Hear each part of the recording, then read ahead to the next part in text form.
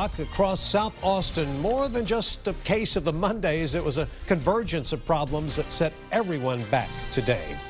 One factor, the MoPac squeeze here, the new traffic configuration leaving just 2 lanes, reduced speeds, and a big curve right through downtown Austin. It got its first rush hour test this morning. The results left a lot of drivers out there frustrated. KXAN's Kylie McGivern joining us live from this squeezed section. And Kylie, what's it like out there right now? Well, Robert, right now, the northbound commute on MoPac certainly a lot different than it was this morning. I'm going to step out to the shot for a moment so you can see that it's the typical slowdown heading south on MoPac. And as we know, rush hour delays, they are nothing new in Austin. But I've got to say, from all of the emails and pictures that we got earlier today, that northbound commute was just a parking lot this morning, something that really had a lot of concerns. Now, we spoke with folks from CTRMA, and they told us that they felt that this morning was an abnormal situation. You have to consider also that there were wrecks over on I-35. You have to consider this is the first work day that people were heading in, and they weren't used to some of the extra delays. And they said that they expected some delays, but nothing like we had before. I'm going to step around to show you exactly where some of that problem area was.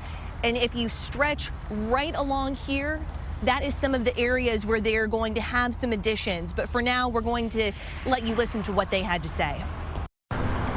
Chris Garrigus is among the many who fell victim to the morning commute from hell. Kids late to school, back roads bumper to bumper, MoPac madness left its mark. And if it's really true it's going to be like this till September, I'm already getting my kids up at 6 o'clock in the morning. I really don't want to get them up at 5:45 or 5:30 because of this, but I guess I'm stuck, right? Stuck in a place no one feels they should be, with infrastructure that's failed to keep pace. When I moved to Austin, it was basically a large town, and now it's become a small city, and we really don't have the infrastructure to handle that well. Steve Postelnick with the Central Texas Regional Mobility Authority heard from around a dozen people this morning about the delays. We think this was an anomaly, that things will get better as time goes by. We had a major accident on I-35 this morning. Combined with drivers being unfamiliar with the changes, we think that all contributed to a greater than expected delay this morning. People like Chris hope that's true, but many fear gridlock is the new norm for the next 6 months. We're adjusting some of the signing. We may make some additions to striping or add some plastic delineators here and there to try and channel traffic better.